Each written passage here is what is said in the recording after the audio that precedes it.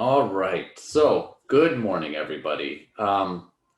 We haven't had class in 2 weeks, right? Because last week was we had no class on Tuesday. Um, so it's been a while, but it's good to quote unquote see everybody. So I've checked. I've got to grade your week 12 homework, and I'll grade that probably today, and I'll release the grades to you for that. But believe it or not, today is actually our last lecture of new material. Isn't that crazy? Did the semester go quickly? In this class, yes. Not everyone, huh? I feel like there's a full month of school left for my other class. Well, there's actually 3 weeks left. So let me just talk about that for a second here. Okay. So this week, your post-class assignment is due next Monday at 11:59. And does everyone remember on the week 12 assignment how you had to like type out a hypothesis test in that part? Do people remember doing that? Yeah, like the steps. Yes. So your week 13 assignment here asks you to do exactly that just 2 times. Okay, so after class today, you'll be able to actually answer both of these questions. All right. So under the week 13 tab here, there's just a bunch of different lectures here, just reinforcing what I talk about in class today. And then you'll just have to do that assignment and get it in by next Monday. I highly encourage you just to get it out of the way, right? Like it's, we're into December, everyone's got a lot of stuff going on. You should just take care of it right after class while everything is still fresh in your mind, okay? So that's your last graded assignment. Isn't that crazy? Like, I'm shocked that the course is almost over. So next week, we're actually just going to have a review class. We're going to spend the entire 2 hours together just reviewing for the final, because the final exam is going to cover everything since the midterm. So let me just.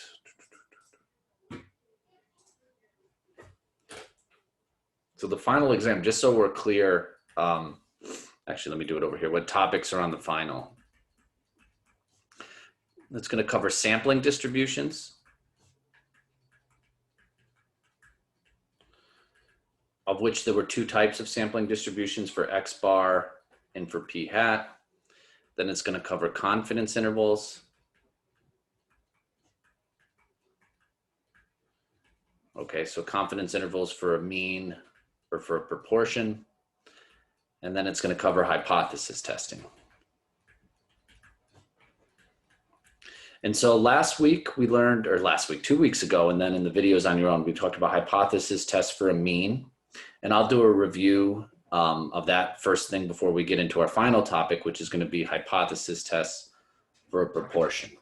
Okay. So I'll spend all next class, I'll just do one problem of each type so that you have a good review for the final. And then I'll actually post last year's final exam so you can see the type of questions I'm going to ask. But the final exam will be the Tuesday after that on the 12/15.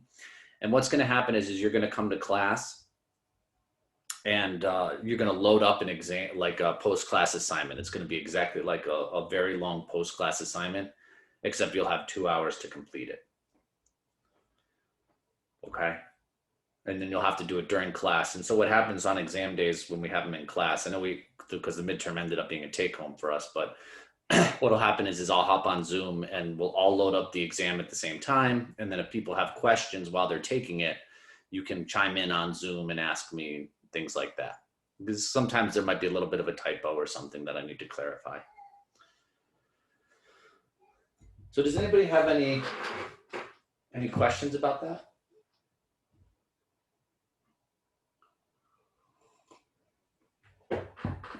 So, Professor, we have to log in on Zoom, right? For the final exam, yeah. You don't have to turn your camera on, okay. But you just have to log in just in case you have questions or anything. Okay. Yeah. So a lot of times what happens is while taking the test, in my other classes, students pop in and out of Zoom, just depending on if they want to have the Zoom open in the background or not. And you can either turn your mic on to ask me a question, or you can type it into the chat and I'll answer it that way. All right. Got it. Yep. And it's been, the review class will be really helpful because it's actually been a really long time since we've done sampling distributions. Even some of the confidence interval stuff has been a while. All right, any other questions about any of that?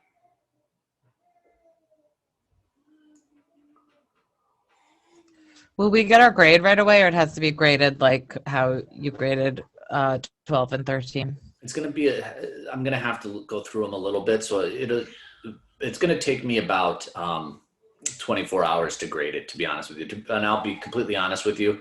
I want to grade it and just get it done. So you'll get your grade really quickly. Great, thanks. Mm-hmm. Probably on the 16th or 17th, you'll know your final grade.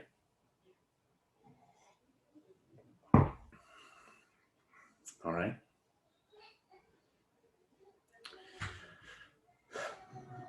You guys hear my young guy in the background fighting his nap? I can only just barely hear him. Don't worry about it. No. Last night was a rough night. He got up at 1 and then got up at 4 and then got up at 6. It was just needless to say, I'm drinking coffee like crazy today. How old is he now? 5 months, 5.5 months. Sleep regression. He's teething. It's terrible. Just like, oh, yes. But yes, it is the sleep regression. It's the worst. Because a month ago, we thought we were in the clear because he was sleeping through the night, and now not so much. All right. So apparently what you guys have learned about in this class is statistics and what it's like to be a new parent as well. All right. So no questions, no final questions. I'm going to move on, and we're going to start talking about, statistics today. Okay. All right. So the first thing I actually want to do is a review. All right. And I want to do just a quick review of hypothesis testing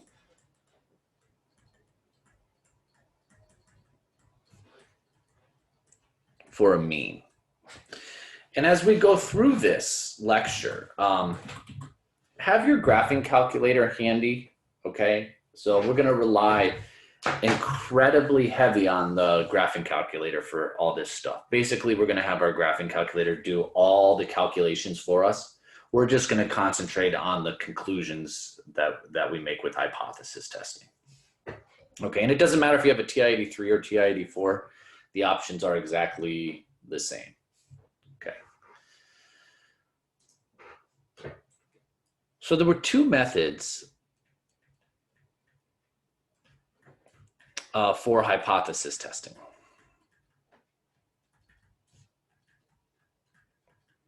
Okay, there was one that was called the critical value approach.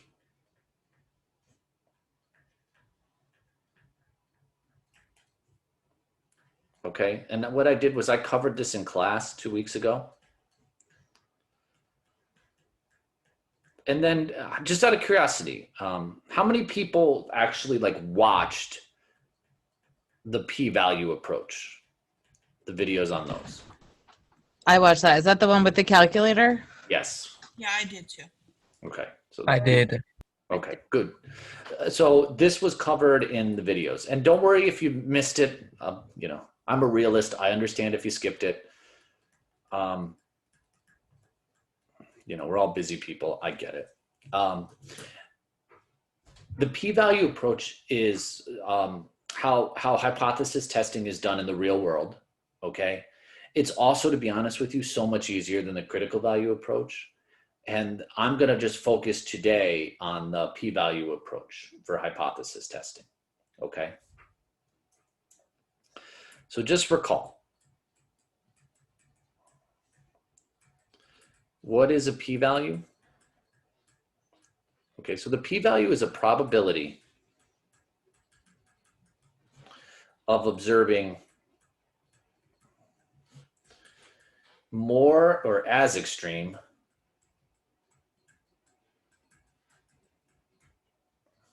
results,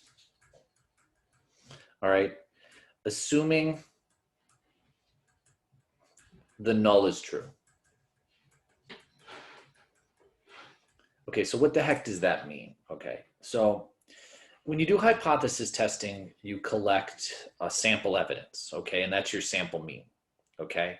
And so what you do is you say, okay, if the null hypothesis we assume is true, and we just observed this sample mean, okay, is this sample mean, you know, is it very likely that, you know, it's just statistical noise that we would, you know, observe this sample mean, or is it like really far away from the null where we would assume it's statistically significant, okay?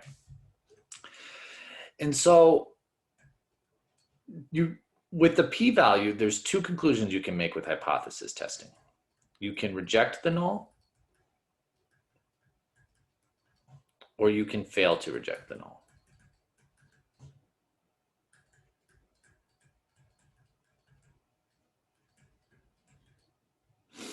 Okay. So you reject the null when the p-value that your calculator gives you, and I'm going to show you how to do this, when the p-value is less than the level of significance.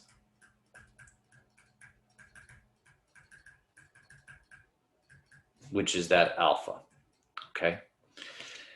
And you fail to reject the null when the p-value is greater than the level of significance.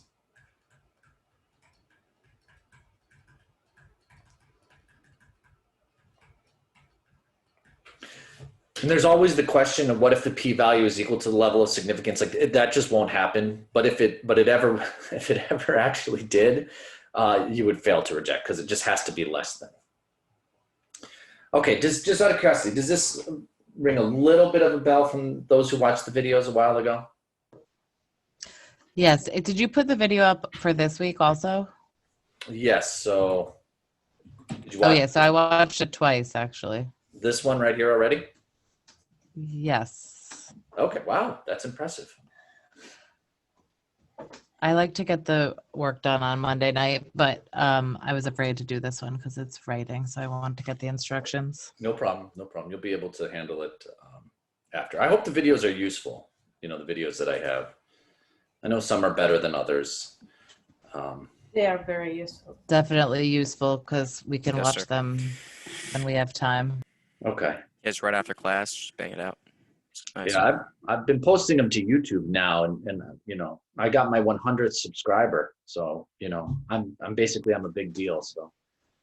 I sent some people to your YouTube who are in another stats class. Oh, that's nice. I appreciate that. I got the weirdest subscriber I got recently, which was really weird. I got somebody whose YouTube name was Kentucky Fly Fisher. I was like, huh, okay, that's weird. It's me. It wasn't you? I'm just Really? kidding. No, I'm just kidding. Oh, okay. I was like, why would anybody have that in New York? It's weird. Yeah, but you know, I'm glad that they're helpful. Okay. So let's go and do, I've got, all we have to do today is get through 4 hypothesis tests. We're going to skip the break today because we might get out 20 minutes early, if that's okay, if we just skip the break. I hope is that okay with everybody? Works for me. Yes. Okay. All right. So is everybody okay if I go on for a second? Everybody good? Yep. Okay. So I just want to do one example for the mean, okay? And let me set up the problem, okay?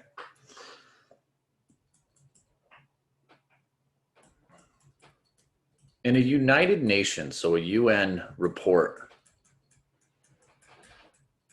dated 2010, so this is 10 years old, okay? the mean years of schooling in the United States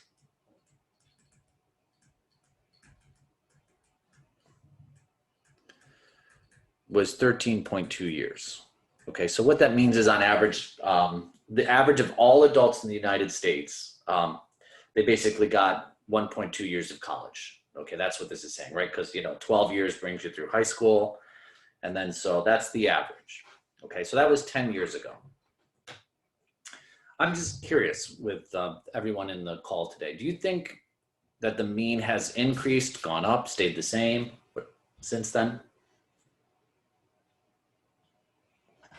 Stayed the same. It's hard to say. I would say either stayed the same because of, I think it stays the same in the video, or I would think maybe it went up a little. Okay, so here's the thing. Here's what we want to do. Look, this was 10 years ago. In the United States, obviously, there's a big push for everyone to go to college, right? For better or worse. So a researcher, we'll just say I'm a researcher.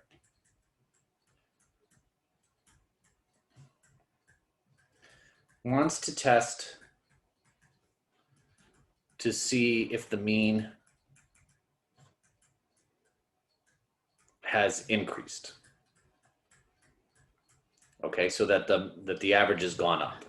Okay, just real quick, this keyword increase. So in hypothesis testing, if you remember from the videos, there's 3 types of tests: right-tailed, left-tailed, two-tailed. When you see the word increase, what type of test does this say we're going to do? Right tail. Yeah.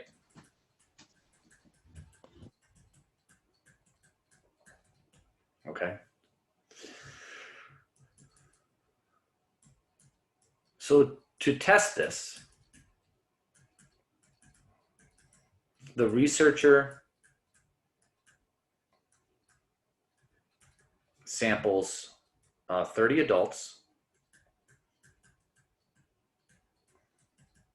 and finds that the mean years of schooling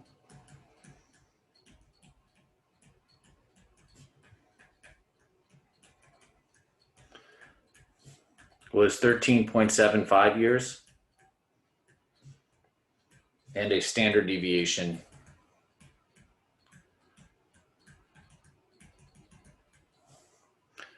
of, let's say, 3.2 years. Okay. So here's the question.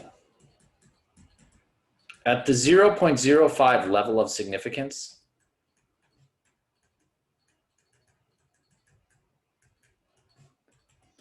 is there evidence to suggest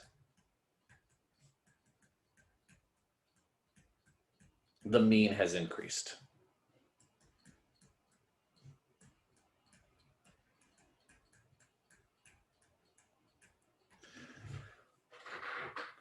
Okay, so just pausing for a sip of coffee. The first thing I want to do is I just want to write what's given, okay, like what they tell us here, okay, just in the problem.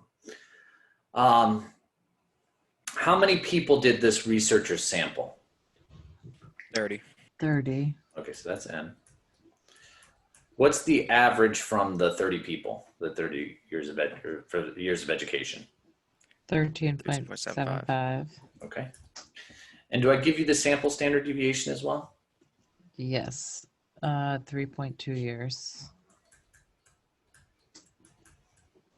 And then I give you the level of significance alpha is 0.05. Okay. This is like all the information you need to test this. Okay. So I'm going to show you next to do this, to test this hypothesis here that the mean is increased. We're going to use the p-value approach.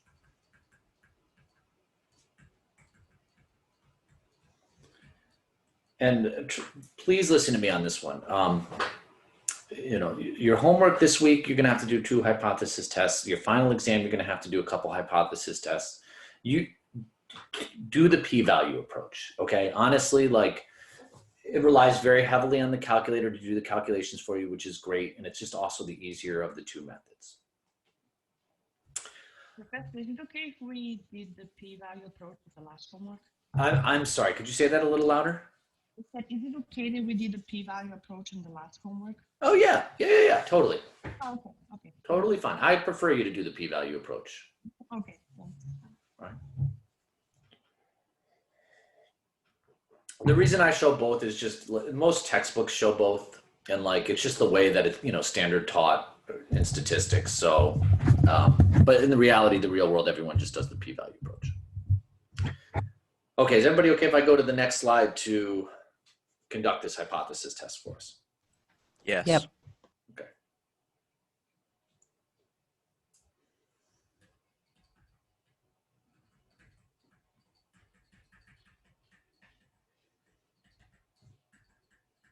Okay. Hypothesis testing is a 5-step process. Okay, so step 1. There's 2 things in step 1 you have to do. First thing you have to do is you have to define the parameter. Okay, so we're talking about a mean. So the parameter is something like this. We're going to let mu equal something. Okay, so let me go back. What average are we investigating here? This is I tend to think this is the hardest part. Go ahead. We're investigating 13.2 years, So, whether it went up or 13.75. okay, so you're talking about the mean years of education. So yes, so this mu is like we have to write out, what mean we're talking about. So we're talking about the mean years of education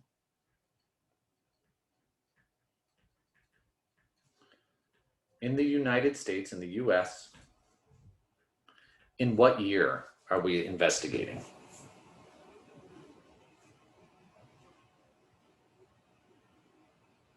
Well, let me ask you this. Do we have data from 2010?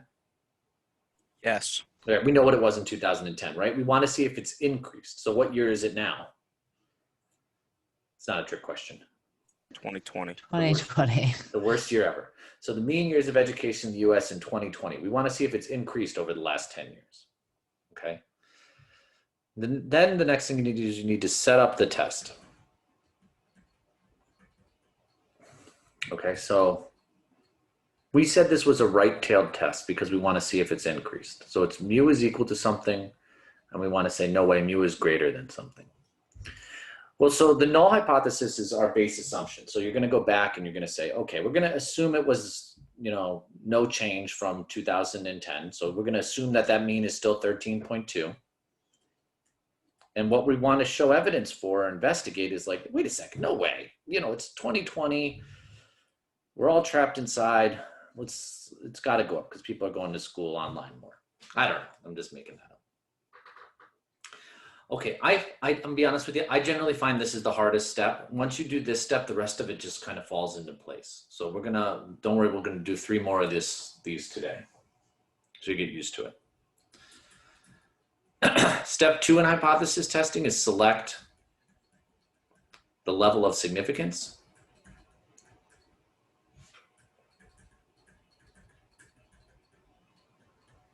Okay, that's alpha.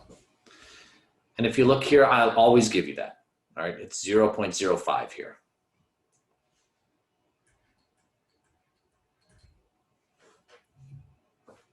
Does anybody remember what step 3 is?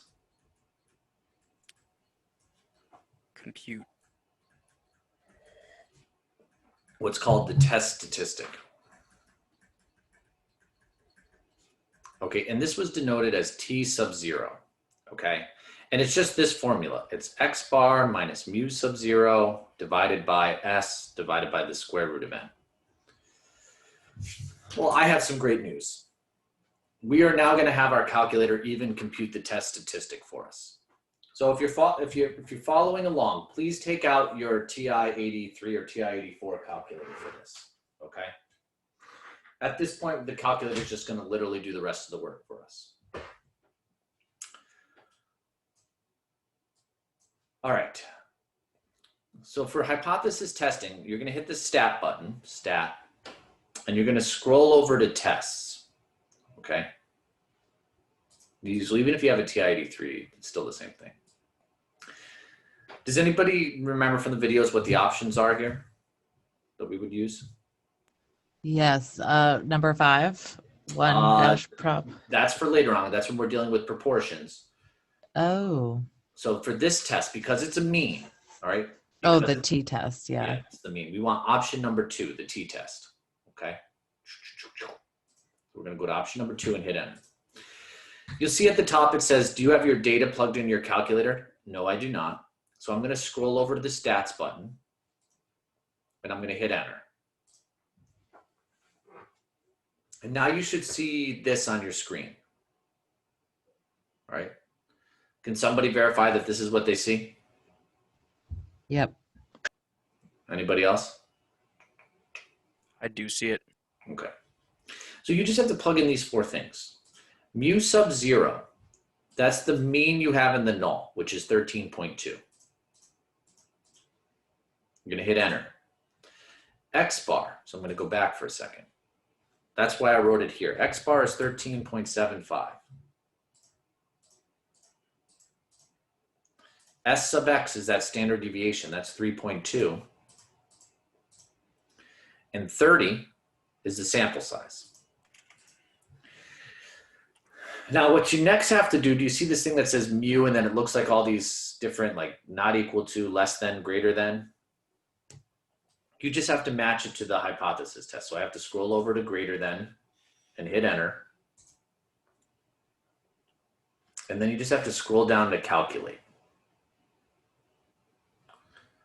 All right, so how many people got this on their screen?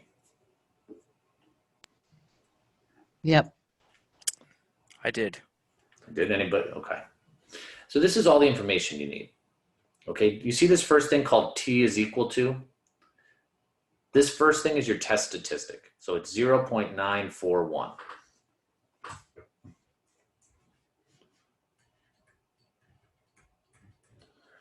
All right, so right there. So instead of even plugging, trying to do it in your calculator, this option right here just gives it to you. Here you go, boom, I did it for you. All right, now step 4.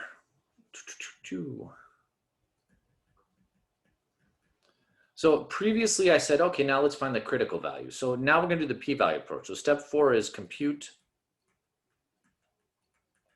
the p-value. So if you look on your calculator, the next option it says is p. So p is equal to 0.177 right there, 0.177.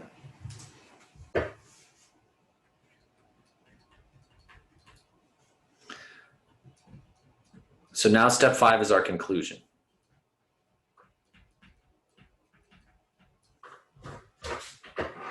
So all you're going to do is you're going to look at your p-value, which is right here, and you're going to compare it to the level of significance. Is my p-value 0.177 greater than 0.05? Yes. Yes. Yes, it is. So do we reject or fail to reject? Reject. So you had a 50-50 shot. Fail. Failed to reject. So when the p, that's okay. It's all right. When the p-value is greater than the level of significance, which it is, we fail to reject the null. Okay. So it doesn't matter if it's right-tailed or left-tailed. If P is greater Yep. than alpha, then you reject or you fail to reject. That is correct. Okay. Yep. And I'm going to do, I'm checking to see, I don't know if I have a left-tailed test today, but it'll still give you the values, like the p-value will still come back positive. You don't have to worry about it like being left-tailed like that. So since So in regular English, failing to reject this null means that what?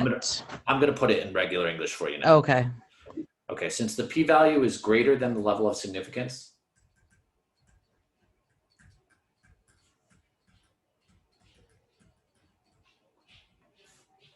we reject the null, or we fail to reject the null. Ugh. Need more coffee. Okay, so what that means in plain English, okay? So the researcher wanted to test to see if the mean had increased, right? Like we knew what it was in 2010, okay? I wanted to test to see if it's increased. So this mean, the mean in 2010 was 13.2. So we took a sample of 30 people and it got 13.75. Like, yeah, that's greater than 13.2, sure. But remember, like, if you take another sample of 30 people, you're gonna get a different value. So it's like, is that just like noise that your value is a little higher, or is it like so far much higher that it's, you know, what we call statistically significant? And it turns out by the hypothesis test, it's not. So what's going on here is evidence does not suggest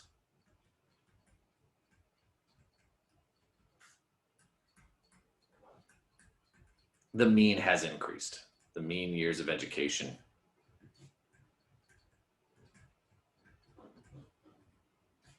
has increased. Okay, just doesn't, even though we got 13.75, you can't say it's increased. So that's what it means in layman terms. Okay, so our hypothesis is that it has increased, but then we reject that. No, we failed to reject it. So we couldn't. Oh, we failed to reject it. We had no evidence to support our hypothesis. That's what's going on here. So even though we thought it, even though I thought it had gone up, gosh, it's like, shucks, we didn't have enough evidence to say that it has gone up.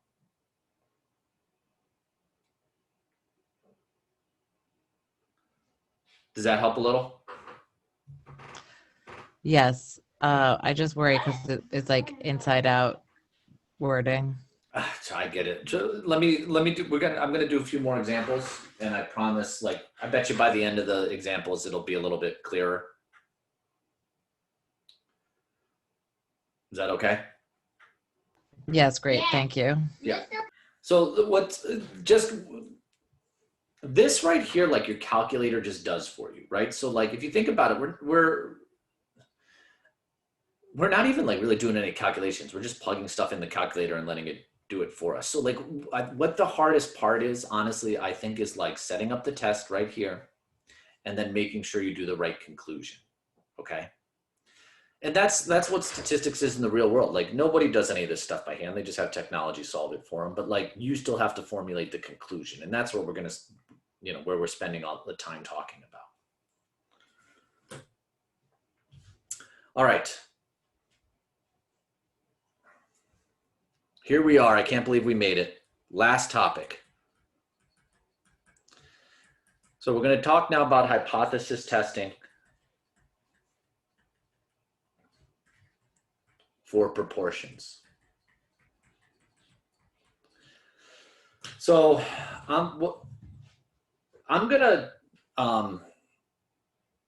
walk you through this, but in the online classroom here, there's three other lectures here that's just going to give you more examples of stuff that I talk about. Okay, so if you're like a little confused, you can go back and watch the recording I'll post after class or review the lectures in here.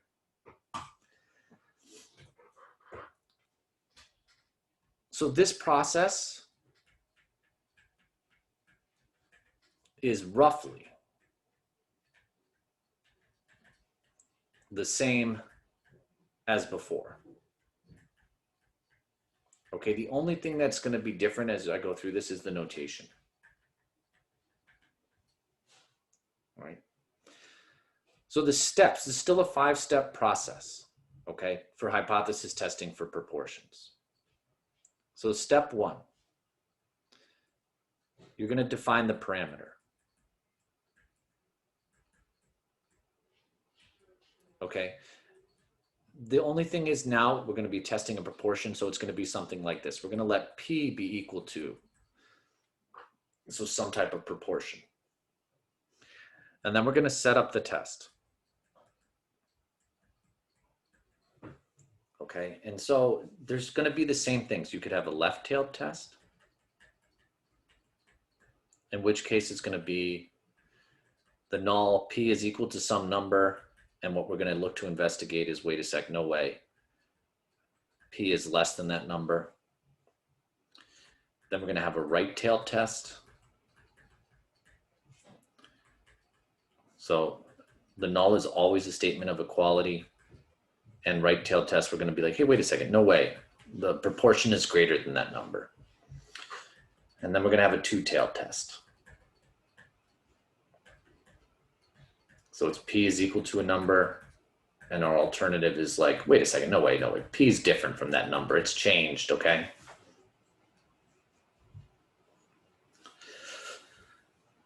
So after you've done this and set up the test, step 2, you select the level of significance.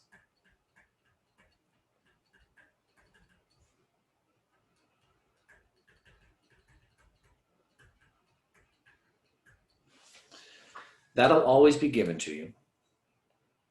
Step 3, you compute your test statistic.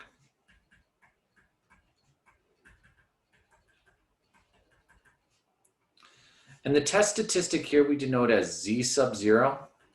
And it's just equal to the following thing. It's P hat minus P sub 0 divided by the square root of P sub 0 times 1 minus P sub 0 over N. Okay. This is just going to be equal to some number, but guess what? I'm going to show you how to have your calculator do this for you.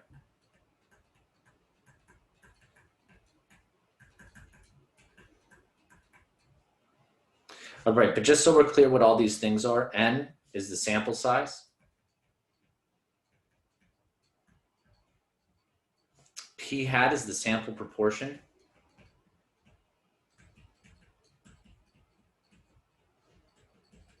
And P sub 0 is the assumed population proportion.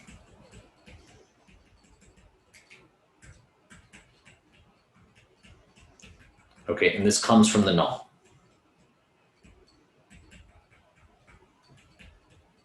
Okay, so whatever the value was in your null.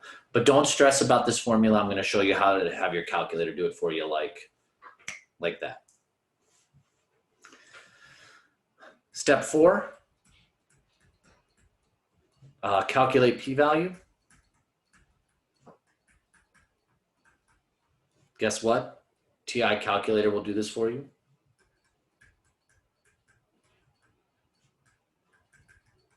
Thank God for the TI calculator. You know what I mean? I think it's a great tool for this class. And then our step 5 is our conclusion.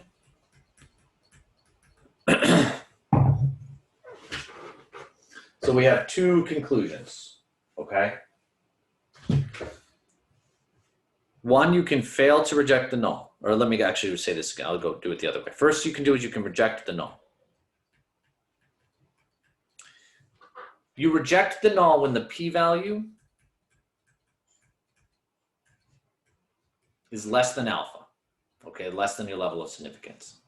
And 2, you can fail to reject the null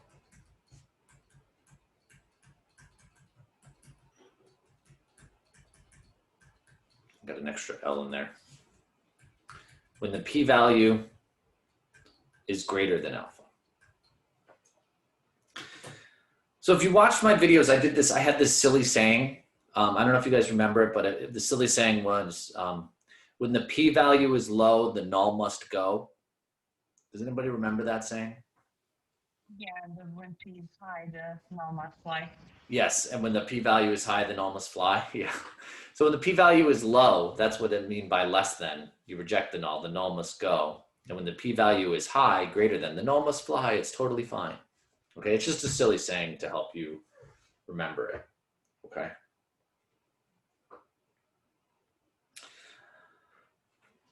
All right, I am. Are people still copying? Everybody okay if I move on? Yep. All right, I'm just gonna take 30 seconds to go refill my coffee cup, and then I'm gonna come back and we'll do just examples with the remaining time. I'll be right back.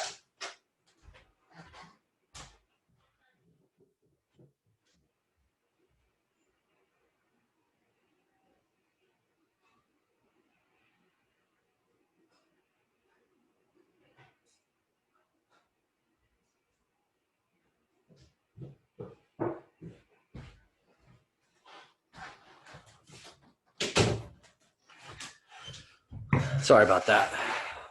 Just needed to get my coffee.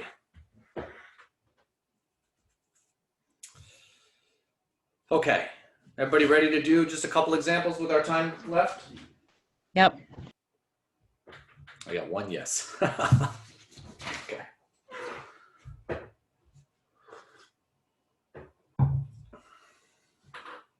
All right, so example one.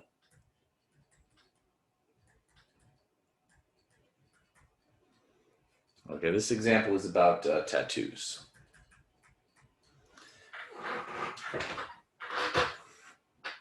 So here's the problem. According to the most recent general social survey,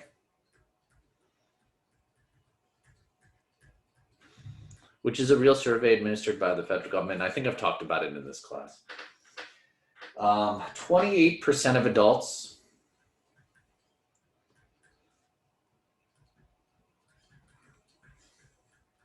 have at least one tattoo.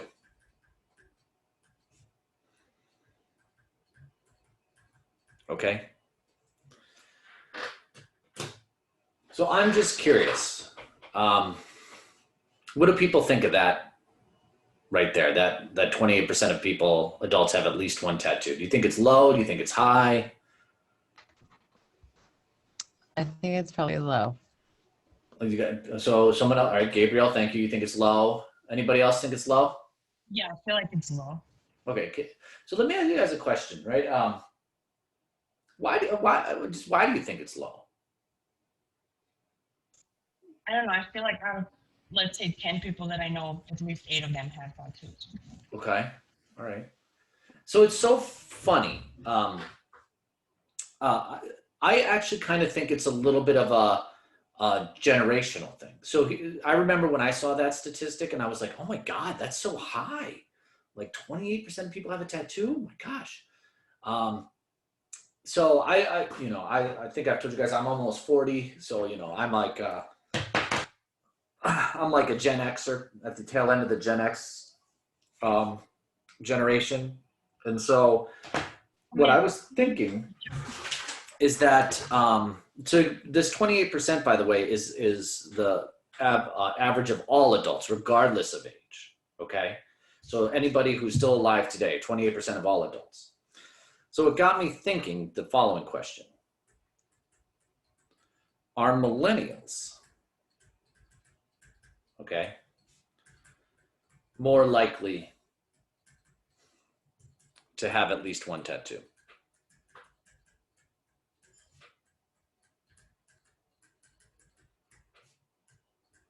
Okay.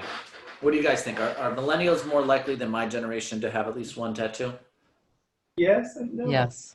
So here's the thing. I think yes. I think it's just become like more in the norm to get a tattoo. Like when I was growing up, it wasn't really a normal thing, but like now it's like incredibly normal. Like a lot. I have friends with like 20 tattoos. Like it's very normal. So here's the thing. We want to test. Okay, we want to test to see if the proportion of millennials that have a tattoo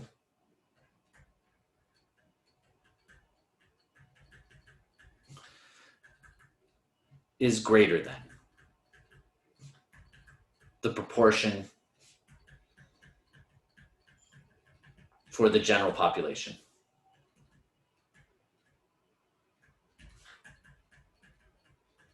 Okay. So here's the thing, like I think we all agree that, or think right now that yes, I think this is true, but we actually got to like still go through and prove it. Like it's one thing to just say, oh yeah, for sure, but like, let's put the math behind it. So in a sample of 500 millennials, 168 had at least one tattoo.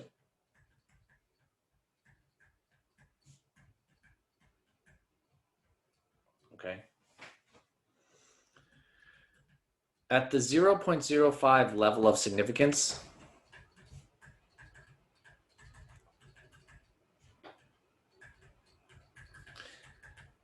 is there evidence to suggest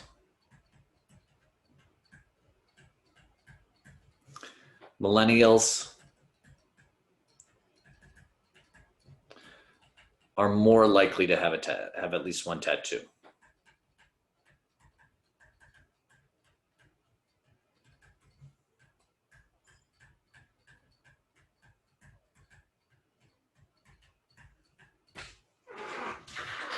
Okay. So believe it or not, there's enough information in this word problem here to actually solve this. All right, so let's just start with what's given, what you're given here. How many millennials did I sample? So what's my sample size? 500. Okay, how many of those people said, yeah, I have at least one tattoo? 168. Okay, so that's my X here. So I can, from that, calculate P hat, if you remember. P hat is X over N, which would be 168 over 500.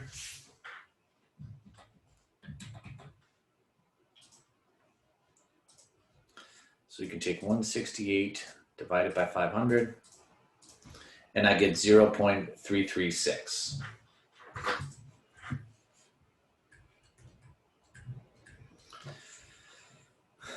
I give you the level of significance right here. And that's actually the only numbers you need to be able to solve this hypothesis test.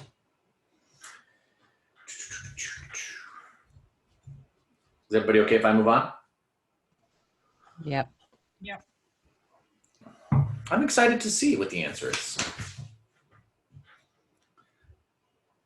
All right, so when you go to do the hypothesis test, so on your homework, I'm gonna just relate this to your homework. So if you look at your homework for this week, you have to do 2 hypothesis tests.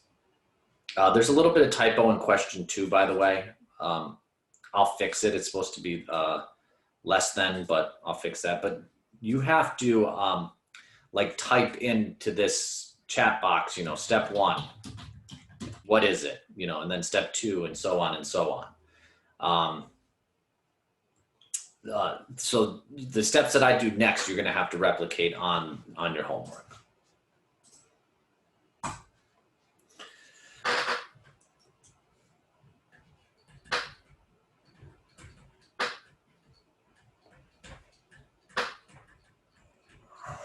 Okay, so step 1. First thing you have to do is you have to define the parameter.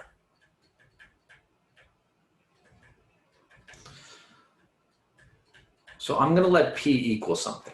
Okay, now this first part is not a number. It's just like, what are we investigating here? The proportion of what are we looking at?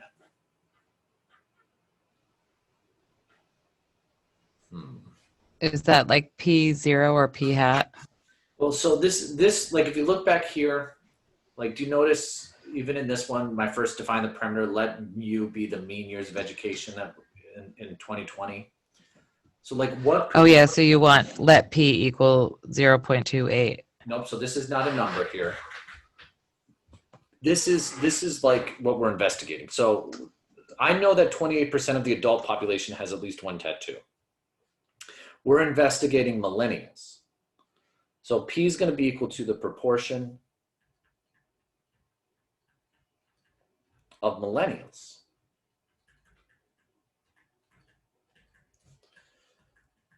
with at least one tattoo.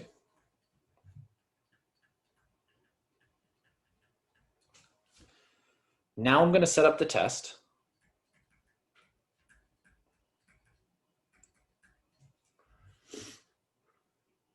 So looking here, the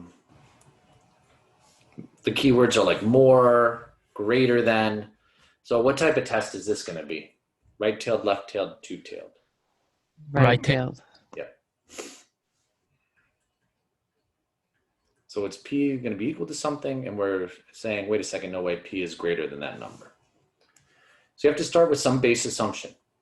And we're going to assume that millennials are just as likely to have a tattoo as the general population. So we're going to assume that millennials have a tattoo at 28%. We're going to change it to a decimal. And what we're saying, what we're investigating is like, wait a second, no way. Millennials are more likely to have a tattoo. That's what this greater than is implying. Step 2, you get your level of significance. Did I give it to you in the problem? Yes, 0.05.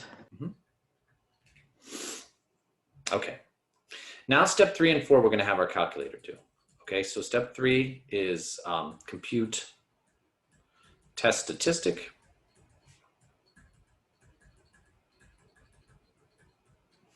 And step 4 is compute p-value.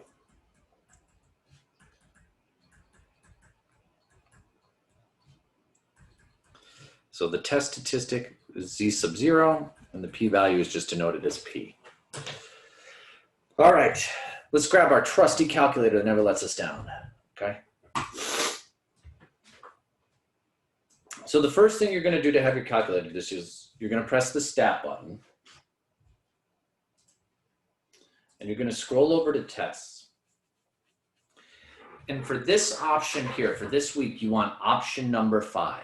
1-prop z-test. So this is a 1 proportion z-test. So I'm going to scroll down to number 5. Okay. And I'm going to hit enter. All right. How many people see this on their screen? Yep. Okay. So p sub 0 is the value from the null. Okay. It's 0.28. X is the number of people who said they had a tattoo, which was 168. N is the sample size. So if you look here, it was 500. And now you just have to match the test, okay? So look, greater than, it's already set at greater than, so just make sure you're on the greater than. And then you're going to scroll down to calculate.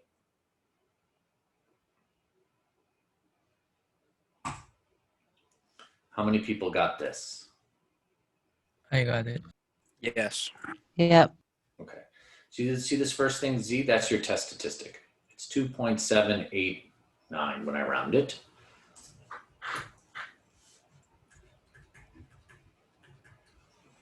And my p-value is this next thing, p.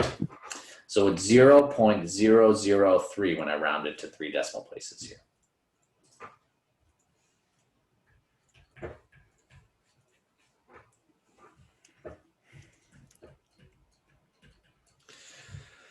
So now we're ready for our conclusion. Are we rejecting or failing to reject the null? Reject. Reject. Okay, why do we reject? Yeah. The p is less than the level of significance. Yep, we reject the null because p-value, which is 0.003, is less than the level of significance.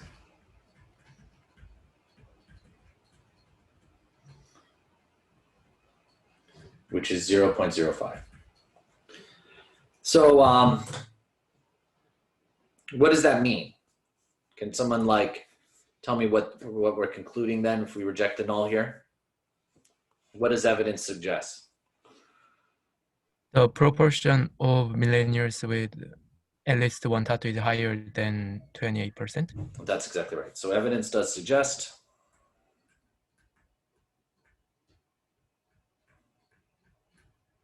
the proportion of millennials with at least one tattoo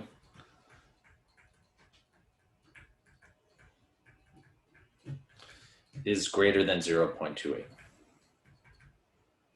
So what that means is, yeah, millennials are more likely than the general population to have at least one tattoo, which is, what I think we what we were hypothesizing there. So not too bad when we let the calculator do a lot of this stuff. What do you guys think? Not too bad. Do you agree that step 1 is like the hardest part? Yeah, it's just going to take me like a minute to get my head around rejecting and failing to reject, but I understand it. I just have to like I get it. It's think like the it first, through. it's a new concept, right? Like, and the jargon is a little confusing at first. So I totally get it. I totally get it. But let's do 2 more examples so we can see. All right. Everybody okay if I move on? Yep. All right. Example 2. This is about smartphones. Okay. Everybody has a smartphone, I assume, probably. I only know one person in my life who has a flip phone, actually. And he's like 75 years old. Sometimes I miss the flip phone. Life was a little bit easier. Yeah. You were more engaged in real life, right? Like it's so easy nowadays to just be like, oh, I'm bored. Let me just grab my phone and, see what's going on the internet. So I get that. Yeah, you also can't say, "Oh, I didn't see your message. Sorry." You know what's so funny? This is just a tangent. Like, so I grew up in the era where like you had to memorize everybody's house phone and call them. And so like, when I would call my friends or something, and they didn't pick up, I'd be like, oh, they just must not be home. But now it's like when you text your friends or something and they don't like pick up or immediately respond, you're like, what's going on? Why isn't he responding to me? So it's just Yep. so interesting. Did you have a beeper? I did not have a beeper. No. By the time I hit college, cell phones were mainstream. But yeah, I had to memorize my house phone and everything. It was just a different time. Did you have a beeper? I did in middle school. I got my first cell phone when I was 17. But I had a beeper. I loved my beeper.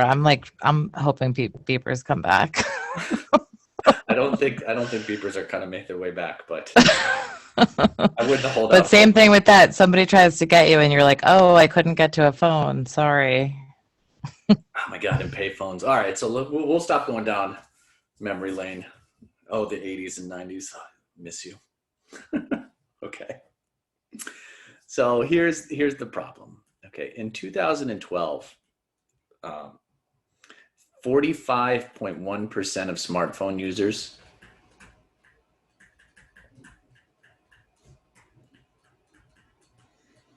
were iPhone users.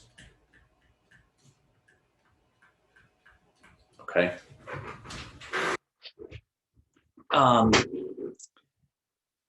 Just out of curiosity, what do we think of that percentage right there? Reasonable, not reasonable? Seems low, seems high. It's probably low compared to It's now. So somebody Reasonable. somebody said low, somebody thinks high. I am an iPhone user. I think Androids are terrible. I'm sorry if I offended anybody. But I'm like hooked on my iPhone. But so this will be the problem. A researcher believes the proportion of iPhone users has changed since 2012. So just out of curiosity, what's the key word in that sentence that tells us what type of test this is going to be? Has changed. Okay, so when you see the word, it's changed. What type of test does that imply? Two-tailed. Two. Yep. Okay, so a researcher believes that the proportion of iPhone users has changed. Okay, so to test his claim or her claim,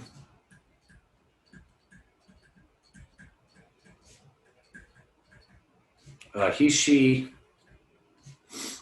samples 1,000 smartphone users.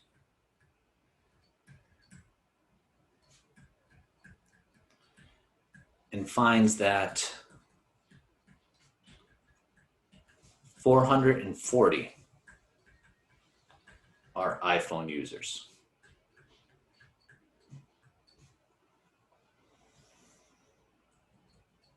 Test the claim. Let's do I'm going to change the level of significance here at the 0.01 level of significance.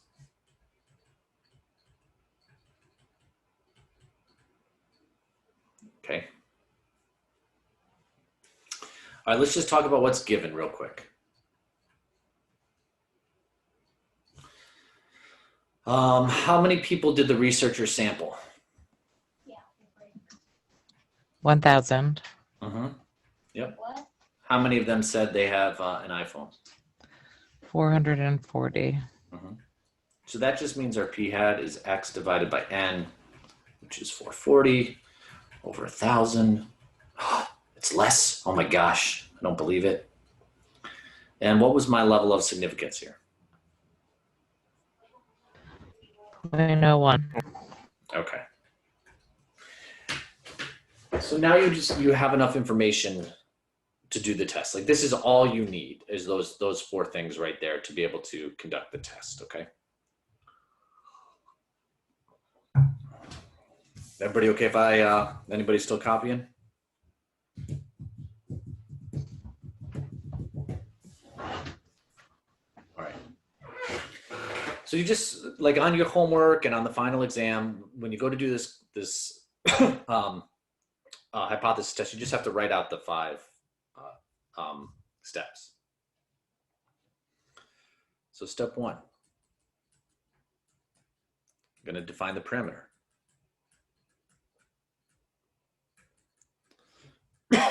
Excuse me. So we're going to let P be equal to something. Okay, so what proportion are we investigating here? The proportion of what?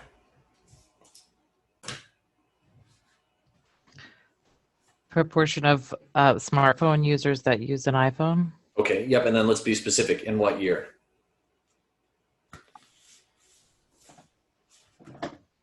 So do we know what it was in 2012?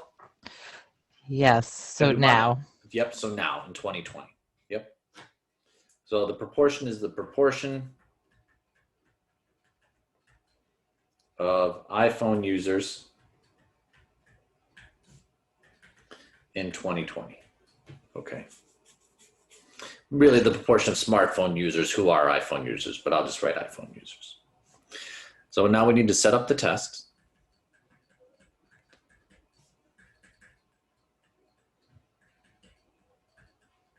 So we said it was a two-tailed test. So it's P is equal to something, and we're saying, no way, P is not equal to that number anymore.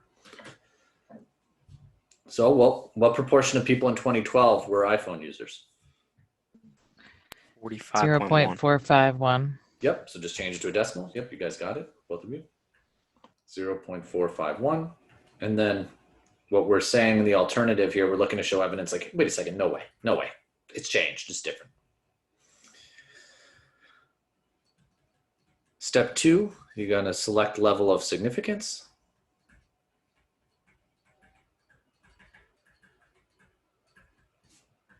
That's my alpha. Here I changed it up. It was 0.01. Now step 3 and 4, calculator is going to do.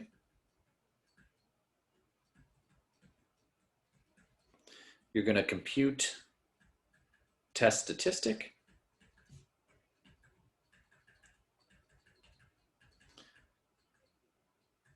And then you're going to compute the p-value.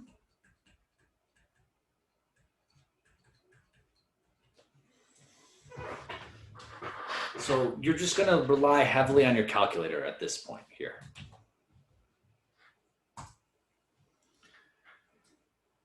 So you're going to go back, grab your trusty TI calculator. You're going to hit the stat button. you're going to scroll over to tests. And I forgot, what option was it? 5. Yep. You want one prop z-test. So you'll notice that your data, or the options you put in from the previous example are still there. So just type over them. So p sub 0 here is 0.451. X is 440. N is 1,000. And then you have to change it to the two-tailed test. So on the not equal to, you just have to hit enter so that it's over here now. And then you just scroll down to calculate. Okay, and we're going to hit enter. How many people got this? I did. Yes. Yep.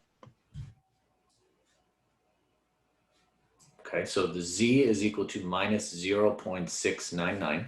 That's your test statistic.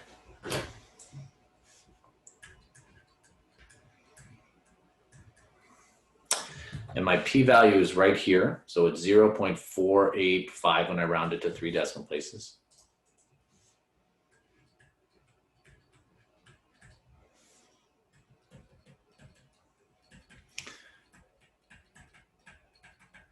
Okay, what's my conclusion? Fail to reject the null. Yep. We failed to reject the null.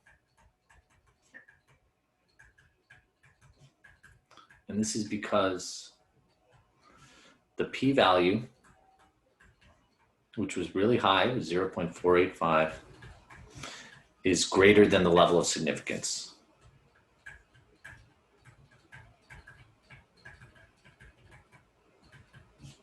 Which is 0.01. So what's going on here is evidence does not suggest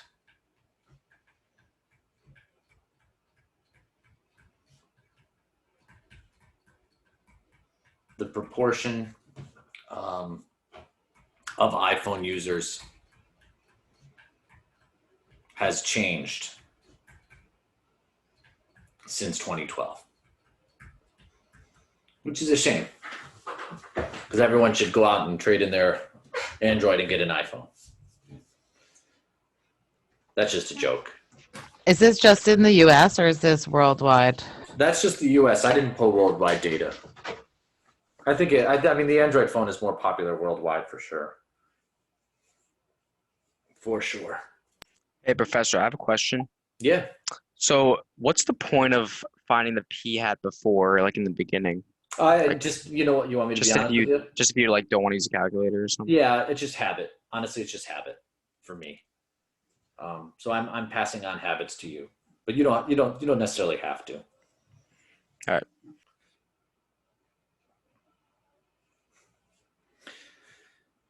So really, all I'm Professor, going to look. I have a question. Of course. Go ahead. I think we already talked about it, but the G statistic value, do we need that to calculate the p-value? The So- reason of that we have it. This your calculator gives you. So yes, you want to calculate, but are you asking, do you need to calculate this, the p hat?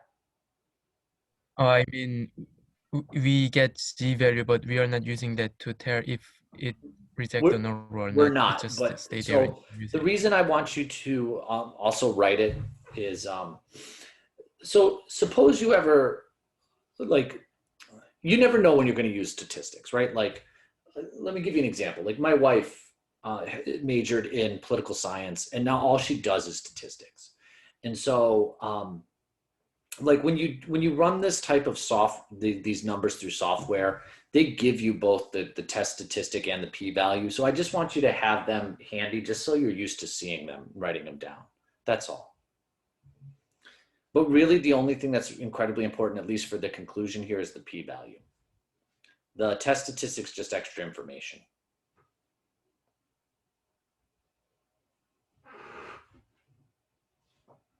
All right, what are you guys ready to do? Does it tell us anything? The Say value? that again? Does the G value, does that give us any information? so it does actually tell us something, believe it or not. So like, let me just show you where it comes from.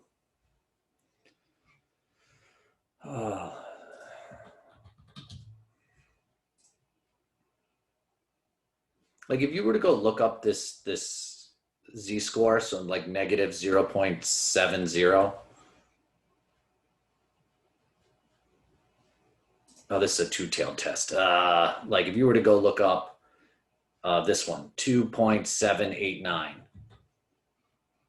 on a z-table, 2.789, and you were to subtract this from 1, you would get like really close to this value.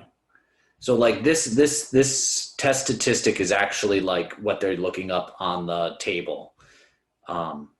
That's where it's coming from. But I'm just like saving you a little time to do it ourselves, and the calculator does it for you. That's what this test statistic actually is doing. Okay, thank you. I get it now. Mm-hmm. All right, let's just do one last one.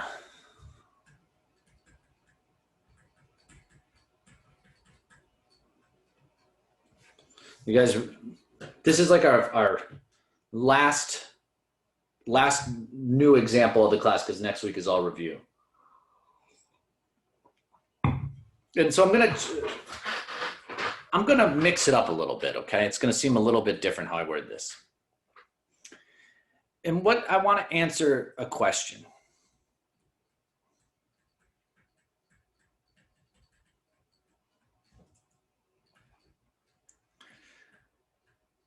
Do a majority of students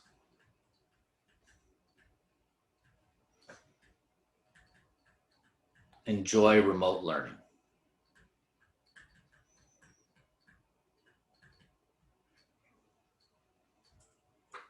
Okay.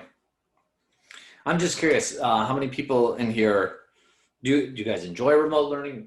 Not enjoy it? I'm just curious. Not I really. prefer it generally.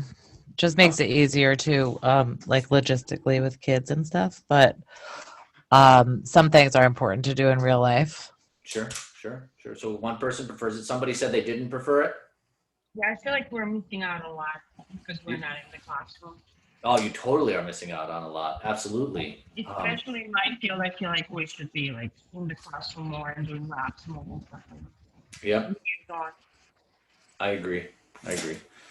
You guys are also missing, I'll put on the video, you're also missing this beautiful face here.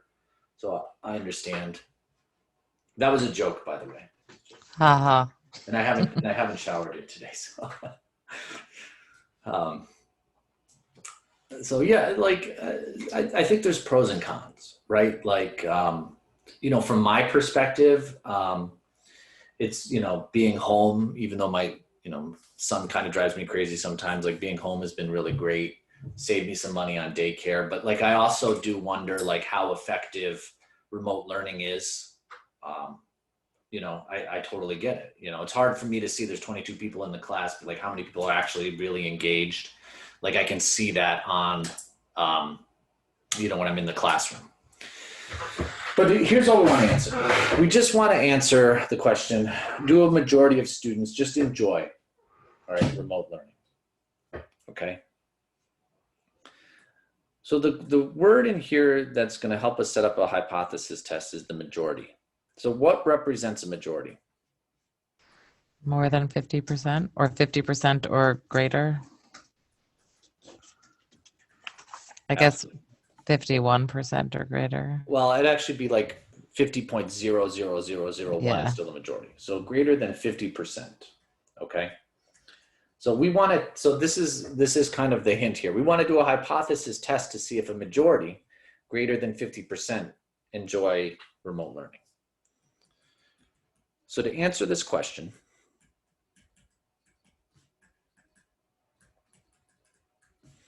a researcher samples 1,200 students and finds that 612, okay, do enjoy remote learning.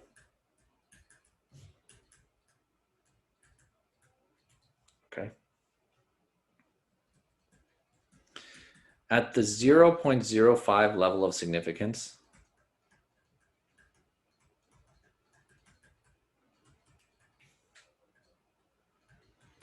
is there evidence to suggest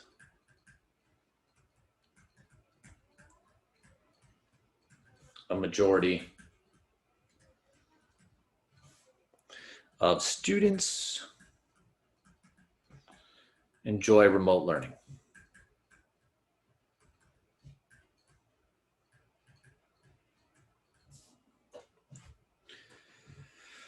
Okay.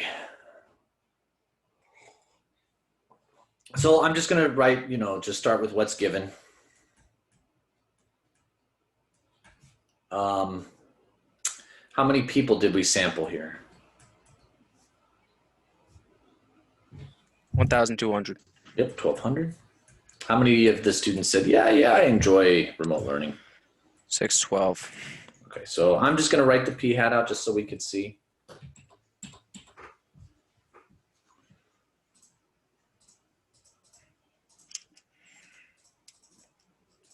So it's 51%. Okay, so the sample of 51% came back and said, yeah, remote learning works for me. So that's greater than 50%. Okay, all right.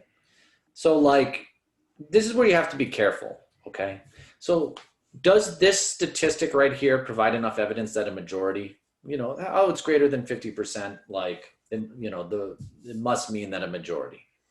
So you have to just be careful about that. Like when you see stuff like this in the news, and if it really, really implies that. So I'll give you the level of significance here. Alpha is 0.05. So let's just go through the hypothesis test here.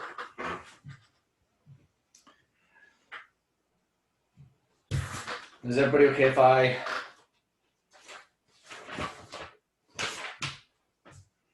move on to the next slide? Yep. Yeah.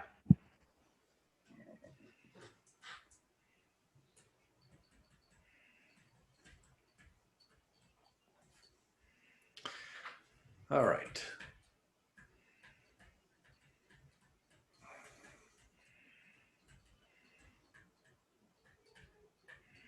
All right, so you got to set up the test, step one. Or let P, okay, define the parameter. What proportion are we investigating here? Students who enjoy online learning. That's exactly it, remote learning, yep. So we're gonna let P be the proportion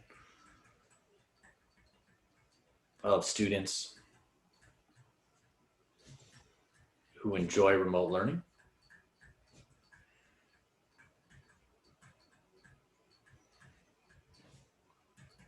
Now maybe this is tricky or not, I don't know. But you have to set up the test now. So what do we want to test for?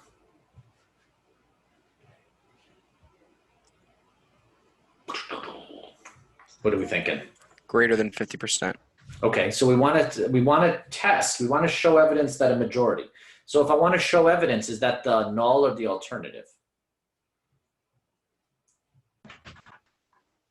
The Alternative. null. Yeah. You had a 50-50 shot. So yeah. So remember, the null is always a statement of equality. Okay. Every single hypothesis test we do, the null is always P is equal to something. So look, I want to show evidence, okay, that the proportion of students who enjoy remote learning is greater than 50%. Okay. That's what I'm looking to show evidence for.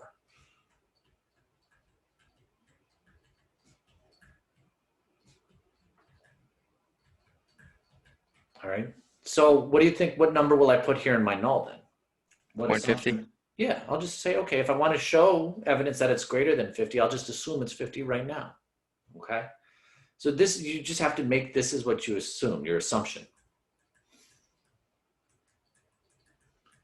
All right, because look, all you want to do is show evidence that it's greater than 50, not that it's equal to 50. Okay, so you're just looking to show that it's greater than 50, so start with the assumption that it is 50.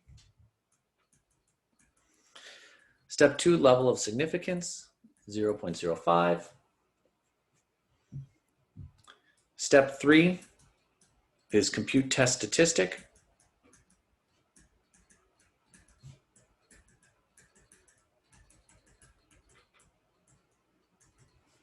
Step 4 is compute p-value.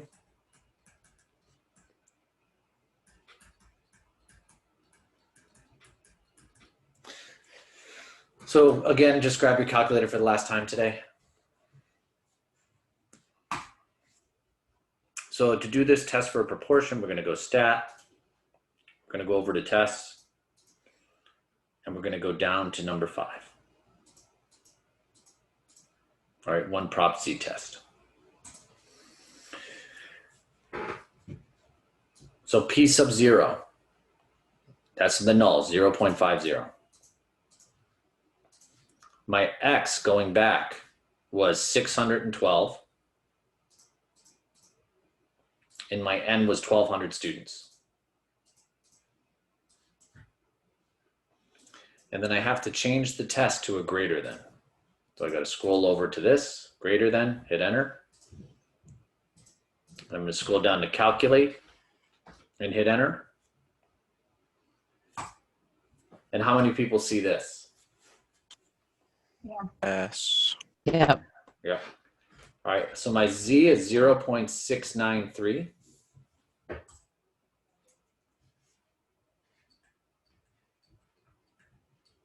And my p-value here is 0.244.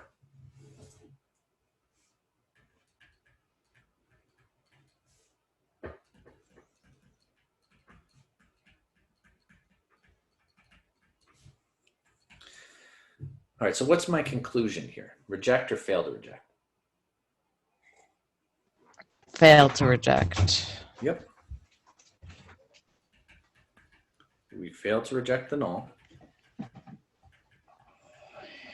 This is because the p-value is greater than alpha.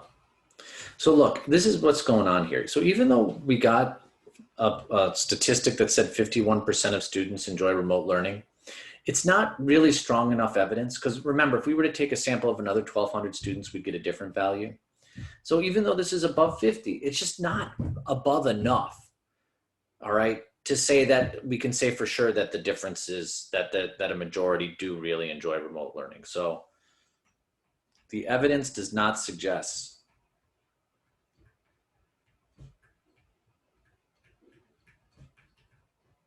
that a majority of students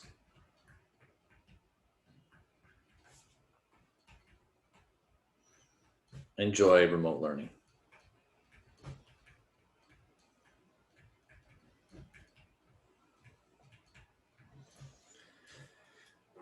So I always like to end on an example like this. Like, you just have to be careful whenever you see something in the news that's like, oh, 51% of people, so a majority must think that. It's like, yeah, let's slow down. It's not really how statistics work, you know. And you can even see this too, like when you do the confidence interval for it. Like if you go to, just real quick so you can see the one prop C interval. Like if you were to plug this in, the real value could be as low as 48% of people. And the real value could be as high as basically 54%. So, you know, some of this confidence interval is below 50%. So we can't say for sure that a majority really do indeed enjoy remote learning. What a class. What do you guys think? Not too bad? Not too bad. How can you tell if you're doing p-value? P-value is proportion, and then t-value is mean, right? Yes. So let me actually put that in the slides so that you know.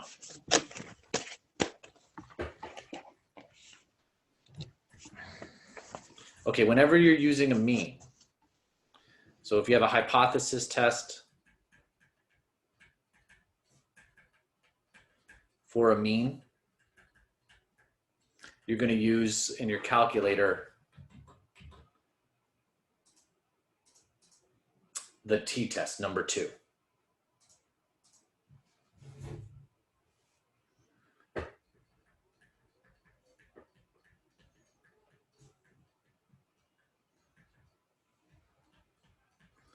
Okay, if you have a hypothesis test for a proportion,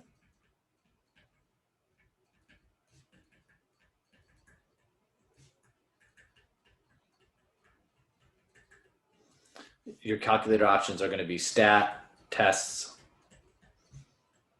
and then it's number 5, which is 1 Prop Z test.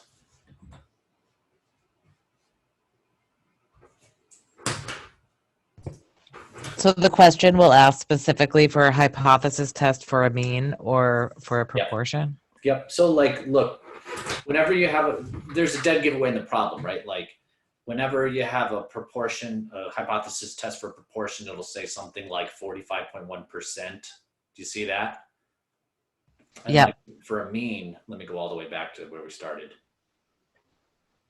It'll, you'll see the word mean in it. Okay. All right.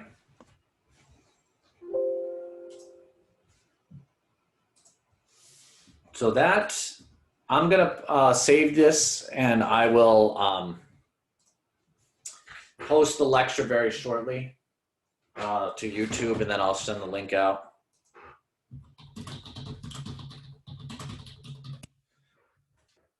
Let me stop the recording real quick.